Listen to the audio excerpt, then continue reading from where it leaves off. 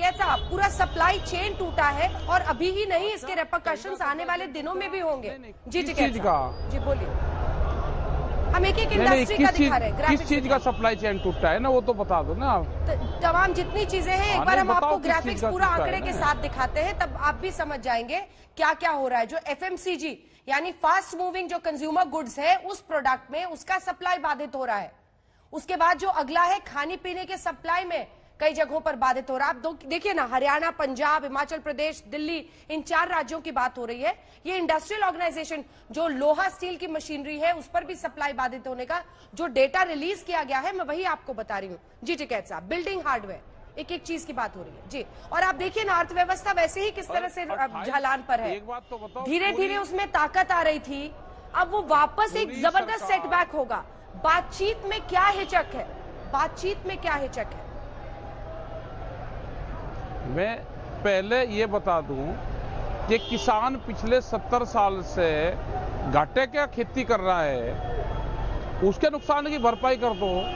Industries और जो दूसरे जो लोग हैं जो 3,500 करोड़ का रोज का बता रहे हैं, भाई हमारा किसानों की भी तो भरपाई कर दो, जो इतने दिन से घाटे की खेती कर रहा है। हम तो आज ही तो पता लेना है अपना, हमारा भी फायदा होना चाहिए, हमारा भी तो हिसाब किताब कर दो ना। इस किसान ने लॉकडाउन में जब पूरा देश बर्बादी के कगार पर था, सर्विस सेक्टर बर्बादी के कगार पर था, नौकरियां बर्बादी के कगार पर थी, उस टाइम पे किसानों ने तो देश को बचाया। बिल्कुल, एग्रीकल्चरल सेक्टर ने ही उस वक्त बचाया था देश को। बिल्कुल सही कह रहे हैं आप टिकैत साहब, बिल्कुल सही कह रहे हैं। एग्रीकल्चरल सेक्टर ने ही देश को बचाया। बोल लेंगे, ठीक है, तो आज उसके बारे में बिल बनाओगे, किसान से पूछोगे नहीं, आंसू के चैम्बर में जाके, फिक्की के सभागार में जाके और वहां पे कहोगे कि जी किसानों का कानून बहुत बढ़िया है, कहोगे व्यापारियों को किसानों का कानून बढ़िया है तो किसानों के बीच में कहो ना जाके। आप दूसरे तरीके के लोगों को यहाँ पे बुला के उन पे किसानों को सर्टिफिकेट दिलवाओगे कि ये कानून बहुत बढ़िया है, उन किसानों से हमको भी मिलवा दो, उनकी टेक्नोलॉजी हमकी भी जानकारी कर लेंगे कि कौन सी टेक्नोलॉजी से वे खेती करते हैं, कहाँ उन्हें फसलें बेची हैं, हमको भी तो पता चले। 1800 का धान 800 रुपए में बिकेगा और टेक्नोलॉजी बढ़िया है। तो जो ये फार्मूले हैं इनके, ये दिल्ली की कोठरी में बड़े हैं। जब पीएमओ हाउस तक, पीएमओ के ऑफिस तक व्यापारियों की पहुंच हो जाएगी तो कानून के पक्ष का बनेगा। जब गोदाम कानून आने से पहले बन जाएंगे तो व्यापारी को पता था कि गोदाम बना लो, अनाज सस्ता होगा, एमएसपी पे कानून नहीं है, उसको लूट का अड्डा बनाया गया है। ये ना चीज बर्दाश्त होगी, ना किसान जाने वाला है, ना 28 दिन में जाने वाला है, ना आने वाले 3 महीने में जाने वाला है। किसान तैयारी होकर आ गया है, ना इसकी कोई लीडरशिप है, ये किसानों के आत्म आंदोलन है। किसान अपना हिसाब किताब लेकर जाएगा, यहाँ से बगैर उसके जाएगा नहीं। बातचीत करने से पहले आप फैसला सुनाते हो, आप कहते हो कानून तो वापसी होंगे नहीं, और बात कर लो।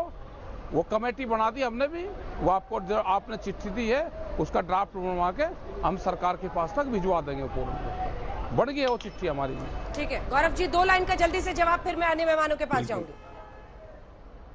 देखिए राकेश जी और जो भी यहाँ किसान संगठन के प्रतिनिधि हैं, मैं तो बहुत सम्मान के साथ कहूंगा कि आप इस देश की आन बान शान हैं और आपकी हर मांग जो है उस पे बातचीत हो सकती है। ये बात हार और जीत की नहीं है कि आप हार जाएंगे हम जीत जाएंगे या उल्टा हो जाएगा। ये बातचीत होगी जीत जीत की, आपकी जीत होनी चाहिए, देश की जीत होनी चाहिए। और टिकैत जी, आपकी बात में बड़ी ध्यान से सुन रहा था, आपने कहा 70 सालों में किसान का भला नहीं हुआ, उनकी फसल नुकसान में खरीदी गई। इसीलिए ये बदलाव जरूरी है कि किसान को केवल लाभ ना मिले बल्कि एक सम्मान का जीवन मिले, और इसीलिए दुगनी हो आए ये सपना लेके नरेंद्र मोदी जी कर्मठता से आपके साथ लगे हुए हैं। और आप बातचीत का जो रास्ता है वो कभी ना छोड़िएगा। कई बहरूपिये चाहते हैं फायदा उठाना हमारी ताकत का, घुस के नुकसान करने का, हाय हाय मोदी कहने का, ये सब उचित नहीं है। हम लोग बातचीत से समाधान निकालेंगे। ठीक है, नमस्कार, मैं हूं अंजना ओम कश्यप। हमें उम्मीद है ये वीडियो आपको पसंद आया होगा। लेटेस्ट खबरों के लिए यूं ही देखते रहिए आज तक, और इस वीडियो के पसंद आने पर लाइक, शेयर एंड सब्सक्राइब करना ना भूलें।